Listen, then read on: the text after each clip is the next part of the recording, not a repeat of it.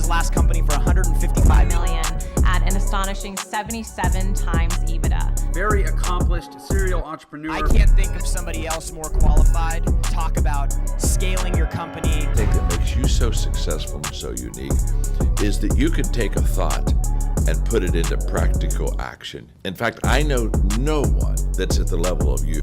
As the co-founder and CEO of Cardone Ventures, you, alongside iconic business partner Grant Cardone, together are impacting millions of lives all around the world. I love Brandon. Big hand for Brandon Dawson. Mr. Brandon, this guy's a freaking genius. This guy's helped me so much in the last 4 years to exit our business. It's not 3 employees anymore. Now they're 800. A 6-time Inc. 500 and Inc. 5000 recipient, 2-time Ernst & Young. The biggest issue with business owners is they don't actually understand how to create that value. So they create whatever value they're building. They look at their business in reverse, where it's at right now, where it started. Oh my gosh, I'm finally here. We're looking at the business of where it could be in 10 years to absolute maximize value. Nobody does it better than Brandon Dawson. I've been working on this book for 12 years now. So very proud of what I accomplished in order to allow me to have the confidence to write this book. A few things I want to share with you, because I think on the journey, the reason this book is mindset, 9-figure mindset, is because I had to have that mindset before I got to 9 figures. And the other thing that's important is to understand that using your mind, you have to define what your goals are. And I didn't understand this my first time around. I was so busy just doing and doing and doing. And look, I was a high school graduate, voted least likely to succeed out of a little town in Oregon. I shouldn't be here today by all the statistics measures. And the one thing I had that I would not let somebody take away from me is I had this deep innate desire to be successful and to get out of the little town I was in. Now, I didn't know exactly how to do it. I didn't know what I was going to do, but I used to dream about, when I was sitting on the tractor in the walnut orchard, I used to sit and dream about going to New York or going to some big city and going into the tall buildings and doing something big, buying something or running something. And when I'd share this information with my friends, they'd be like, Dawson, just settle in, man. You're going to stay in Corvallis, Oregon. You're going to get a job at Les Schwab or at the restaurant. You're going to be a waiter. Like, the people that knew me when I was a kid didn't think the things I was telling them that I was dreaming about were even close to being accessible to me. And I think this is the most important thing, is you have to be in charge of you. It's a gift we all have. We get the power to determine and decide who we are going to be. And so I didn't quite understand how to manifest that life other than through just working my ass off and trying to be number one in everything that I did. And so I became a outside sales rep at 19, traveled 11 states in the Southeast. That was awesome. I got out of Oregon and became a medical device outside sales rep, and that was awesome. It's like 11 states in the South, company car, being number one, pushing and learning and challenging myself. I couldn't even figure out how to use an atlas when I first got there, okay? So I know what my limitations were. I was a 2.4 GPA. I sucked at math. I sucked at reading. So for me to take an atlas to get myself all over all these states and make the right turns and show up at the right time and get to the right street addresses, that by itself was a massive challenge for me. There was no GPS back then. After a couple years, I could print them off with MapQuest, but that was the best, right? So I still had to learn to figure everything out. And that was such a great experience for me that by 26 or 27, I was making over 6 figures, or I was making 150 grand a year. And I had been doing that since I was 22 years old. So the confidence to be able to walk away from that job when I realized that all my bosses were making the same money I was making and I was being told I shouldn't expect to make more, that was my cue to step out the door. And what I did is I decided I wanted to buy businesses. And how did I know that? Because I was selling to customers that were shutting their businesses down at retirement because there was no buyers. So I was like, why don't I become the first buyer? Problem was I was 26, 27 years old. I had never bought a business before, and I wasn't really backable because no one with money knew me. So I had to go convince business owners to sell to me even though I didn't have any money. That started my journey, and that journey took me through just had to press. Like I wasn't like, oh, law of attraction, I'm gonna manifest none of that. It was just like survival. I had 2 kids, 2 babies, a wife, I had quit a great job, making a lot of money, and now my ass was 100% in the sling. I'm either gonna make it or I'm gonna break it. And the last thing I wanted to do was be the person they said I was going to be when I was in high school. I didn't want to be that person. I wanted to be the person that person back then sitting on the tractor at the orchard dreaming about doing amazing things in the future. I wanted to be that person. That's all I could think about is don't fail, don't fail, don't fail. Push, push, push, push, push. Got my first business owner to agree to sell to me. Then I got more to agree to sell to me. And then I bought a business that was on the Alberta Stock Exchange in Canada. I didn't even know what that meant, but it was a $3 million business. I ended up buying half the business by signing to buy the stock from that guy. And he's like, by the way, you're the public company CEO now in Alberta, Canada. You have to go to Calgary and do presentations to investors. And I'm like, I didn't know nothing about any of that. But guess what? All of a sudden, I'm the CEO at 28 years old of a Alberta, Canada public company where I had to go into tall buildings and make investor presentations and talk to business analysts. And all of a sudden, I'm doing dozens of financial transactions where I'm buying businesses. And all of a sudden, I'm raising my first million and being laughed out of every room for a year on 100 presentations. And then on the 101st, getting my first $1 million. All of a sudden, I've got hundreds of millions of dollars wanting to sell to me of businesses. All of a sudden, this group in Dallas, Texas say, hey, we have to take you to New York to raise some real money. All of a sudden, at 28 years old, I'm on the 88th floor of the World Trade Center signing a deal for $18 million from one of the most prestigious financial institution in the world. All of a sudden, this little kid from Corvallis who's least likely to succeed, who had all these dreams. All of a sudden, here I am, 29 years old, ringing the opening bell of the American Stock Exchange. If you would have met me at that point in time, I would have believed that I could do no wrong. See, you have to understand, I quit my sales job with 2 little babies, making 150 grand a year. I moved into a little tiny home and sold everything I have to start over in 1990. I quit my job December 15th, 1995. How law of attraction actually works. And in the process of buying businesses and trying to get bigger and trying to do more and trying to do all this stuff, I got lost in the mechanics. I was so busy being busy. And then all of a sudden, my investors lost confidence in some of my decisions. And then all of a sudden, my investors found out that some of the programs I built within my company made the company more valuable faster than waiting longer. And they called me up at the peak of my career in May of 2001. I was at the absolute, if you met me in May of 2001, you would have said, this 31-year-old kid, that was me at 21 years old, making $150,000 a year running an inside sales team of 25 people. Look at how serious I looked back then. That's my beautiful mother behind me in the picture.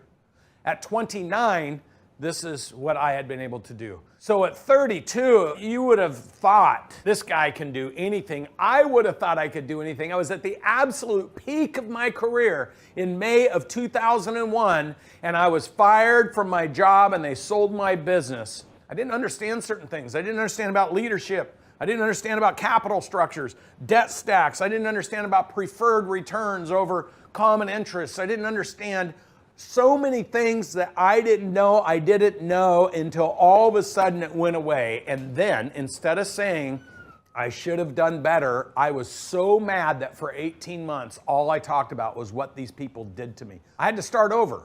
And unfortunately, I was being a drainer for about 18 months. But I found a mentor who really got my thinking correct. He literally told me what I needed to do in order to intentionally create the world I wanted.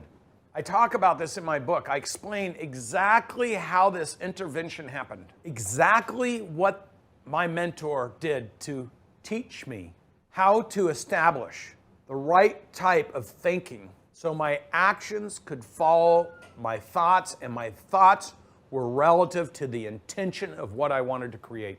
so important to understand something I did not know. See, I was unintentionally, unconsciously creating through just pure desire and push until I pushed so far and so hard that things I didn't even know I should know about caught up to me. And I had this opportunity to do a big reset, and my mentor taught me how to do that, Hector Lamarck. The process of what he taught me and what I did, I break it down in the book because it's the single most important gift that I was ever given.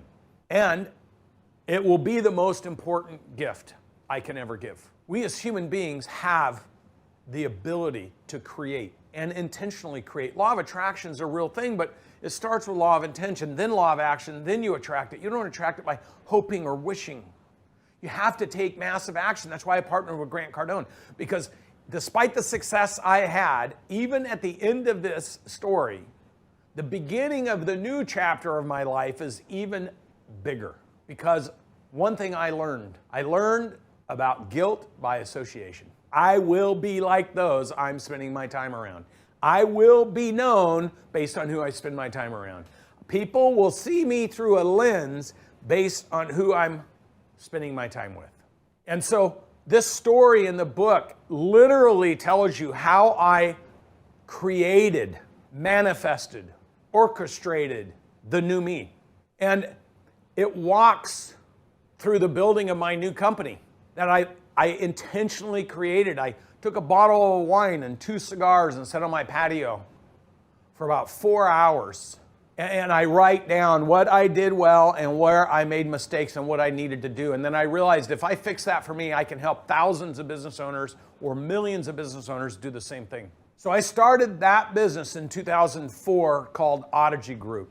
And I built that business helping independent business owners grow and scale and create massive value while I grew and scaled, innovating how to start a business and grow it without anybody else's money. And I built that business as the prototype for the businesses that we help today. And my mentor told me, I started doing research in 2009, 10, and 11. I talk about this in the book because I wanted to do what I was building at Odyssey for thousands of businesses. And one of my mentors said, if you go and try to do it in all these other industries and you screw it up, people won't believe you. So he said, what you need to do is you need to complete the one you're doing and show that you can create massive value. I'm not just talking about a little bit of value. I'm talking about revolutionizing how value is created in business. You know, the small to mid-sized business space is $12 trillion, and 97% of those business owners will fail every 10 years, and 2/3 will fail in the first 5, including the ones that get big. I knew that if I could figure out how to do it for me, and if I could help hundreds of other business owners do it for them, I had a business system that I could change the world in small business. When I identified my strengths and my weaknesses in my first business, I was a horrible leader. I was horrible at understanding finances and how money works. I was horrible at operations. I was horrible at the details. So I had to learn to become an expert. I had to go find mentors. John Maxwell for leadership, Jim Collins and Michael Gerber for operations and business efficiency, Sharon Lechter for mindset, business efficiency, how money works, Robert Anthony for reprogramming, how to program my mind. All these people that were authors, I had to take their bodies of work, push them together to create one operating system that would allow me to take my weaknesses, turn them into strengths. And Grant talks about assets become liabilities, liabilities can be converted to assets. This is the exact process that I follow, and I detail it in my book. Now fast forward, by 2013, all those people that I was using their work and reading their books and talking about them, they all one way or another became friends, became personal mentors, or people that I actually worked in their businesses with, helping them. Talk about manifestation. Talk about intention and action creating results. Talk about law of attraction. You fixate so much on how somebody like a John Maxwell can impact your life and teach you how to become a great leader, even though he doesn't know you, and to be able to call him a mentor, and today, a friend and a business partner. To be able to evolve those relationships because you fixate so much on the impact that they could deliver to your life that when you meet them and you get to explain that to them, they want to be around you. See, that's how you draw mentors to go from not knowing you. I explain all this in my book because it's my intention with this book to help you accomplish whatever goals, whatever ambitions, whatever creation that you want to have. I just use me as a living, breathing example because I was able to build that business and take great advice. And by 2016, I sold that business for 77 times EBITDA. In fact, here's an announcement that went out. Vancouver Audigy sells for $151 million. And I got to share $38 million of that money with my customers. I didn't have to give it to investors because I never used anybody else's money. I was able to give it to the people that helped me build my business, the benefactors. And their businesses were 3.5 to 15 times their peer group in their industry. We created more millionaires and multi-millionaires in the hearing care space that ever existed before. Those are facts. And I gave $15 million to my employees. By the time I sold, I had 198 employees servicing 250 business owners with 1,000 locations. That group of people outperformed the industry 3.5 to 15 times. This is the precision in which if you do things in the right sequence, in the right order, with the right mindset, understanding what you want that future to look like, you too can do all of it. And in the book, I talk exactly about how to set yourself up for that. And one of my mentors said, you know, Brandon, they paid so much money for your business, and it was awesome that you shared all that money with your employees and with your customers. But now, if you're ever going to build another business, which he knew I had been doing research, I had hundreds of industries I was going to go to. He said, if that buyer buys you and they stumble and they fail after paying that much money for you and getting ridiculed by their competitors, you'll never sell another business for that kind of money. You'll damage your future reputation. See, having the right kind of mentors, the people who have the wisdom, the perspective, the vision, that's the thing that allows you to accelerate and win. So you know what I did is I committed to 5 years of working with that buyer, despite how excited I was to go out and create this new business. In 36 months, we took $1 billion business trading for 3 years before they announced they were buying me at $17 or $18 a share. And we grew it to $92 within 36 months. We created $3.5 billion of extra value. There's so many lessons right here about how to create value and how to destroy it. The bottom line here is we took $1 billion business and deployed in 8 countries what we had been doing here. So I know everything we had built as the system worked in multiple countries. I knew I was ready. So I told my wife in 2018, I'm ready. I'm ready. Now, there was a couple years where I thought I might give up again. There was a couple years where now all of a sudden I'm rich. You know, I got $100 million. For my whole life, I just want to tell you guys, my whole life I had been grinding since I was a little kid. Grind. And the fact that I actually did it, it took me a while because I was working so hard for the company that bought me. It actually took me a little while to actually recognize I had done it. Then I had to ask myself the question, do I really have what it takes to keep going? Do I want to pursue this dream I had had my whole life, or have I arrived? And that window I talk about in my book, it actually put me in a state of sadness and depression that was beyond anything that had happened to me before, because I went back to that moment of time when I lost my job and all those people that from Corvallis, Oregon were like, we knew you couldn't do it. We knew you'd screwed up. We knew you were a failure. I was scared that what if I was the guy that took all my money, went at it again and then lost it? Then everything they would have said about me was true. And I went through this weird period of time. And that's when my wife said, you need to read the 10X rule. And I'm like, who's that? She said, Grant Cardone. And I'm like, who's Grant Cardone? And she says, she's been reading the Elena Cardone, and I need to see it. She shows me this YouTube. This is my business partner. She tells me, you got to beat this Grant Cardone guy. Maybe we could go build our business with him. He's got the sales and marketing company. He's raising money with real estate. And she shows me this video of him on YouTube, and he's got his hat on sideways, and he's running in front of his airplane with a cannon gun or something. Hey, Grant Cardone here, hit the link. And I looked at him and I said, are you crazy? Are you a lunatic? I was still thinking too small. This is why I kept pushing off writing my book. Can I tell you that when all of a sudden in 2008, 9, 10, when the world was melting down, I started my book in 2009 because we were killing it. I was Inc. 500, Inc. 5000, fastest growing this, fastest growing that. 2-time entrepreneur, Ernst & Young, winner of the year. Boom, boom, boom, boom, boom. I was on a roll, but I could not get my book out. And the book was actually titled back then, Change Your Mind, Change Your Business. 80% of the manuscript was written. There's this little thing inside of me that kept saying, you haven't done it yet. You haven't done it yet. You haven't finished it yet. You haven't done it yet.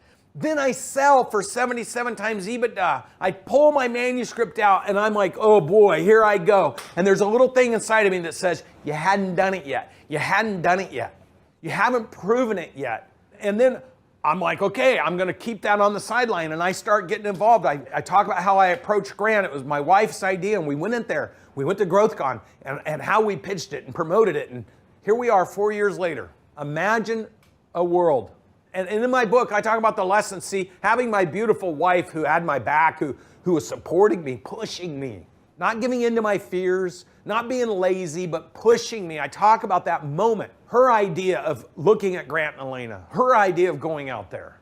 48 months ago, or 50 months ago, 4 years ago, we did our first anything ever with Grant. It was just me and my wife and one other person who had been with me for years as a contractor. I just want you to think about the power of being able to be intentional about what you're going to do and taking action. This is what I love about my business partner. And I read it in the 10X rule and I knew he knew. And then I started reading all his books and they're just so on point that we had to go see him. We had to meet him. We had to at least present. There's 5 criteria, and I cover them in my book, that if he met those 5 criteria when we saw them at the GrowthCon in 2019, I was going to approach him about partnering. He didn't know who we were. I specifically talk about how we approached that. There's so many cues in this book and clues on how to present yourself, how to open the door, how to say and do the right things, because the more intentional you are, the more result you want to understand. Exactly understanding the intentionality and the action and the targets is so critically important. We go from that meeting and seeing him for the first time in 2019. Think about it, 2019 was 4 years ago from the first time we ever met him. Today, we have a business that this year, from startup with no deployed capital, no debt, no nothing, just me, my wife, and the one other person and Grant coming together with Elena and saying, we're going to do this. From pure startup, we're going to do 135 to 140 million in revenue in 2023. We did 83 million in revenue last year. We've built a business that's valued over $500 million, because I have our businesses valued every June of every year. This is what happens when you establish a mindset. You take the appropriate action to a stated objective or result. John Maxwell says, devoid of law of picture, everyone gets lost. 9-figure mindset. You know why I finished the book? Because one of my most loving mentors, dear friend, mentor, business partner, John Maxwell, said to me, Brandon, if you don't put your 9-figure mindset book out, people won't understand how you got there when you put your 10-figure mindset book out. Because I'm going to $1 billion. And I'm documenting it every single week, every single day, every single minute. What we said we were going to do before we did it, what we're doing every single month. Every single time I do a 360 class twice a month, I say, here's where we're at, here's where we're going. How would you like to learn to so clearly predict your future?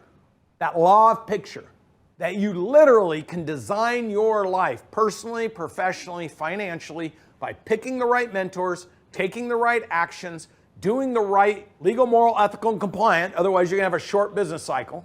Bringing people along with you with such clarity, they understand what's in it with them and with you, and achieving a stated objective or result. Look, my business partner, he's raised more crowdfunding dollars than any person on the planet. He just went over $1.3 billion, buying $4.5 billion of unbelievable assets that a guy like me and people like you would never get to be participating in.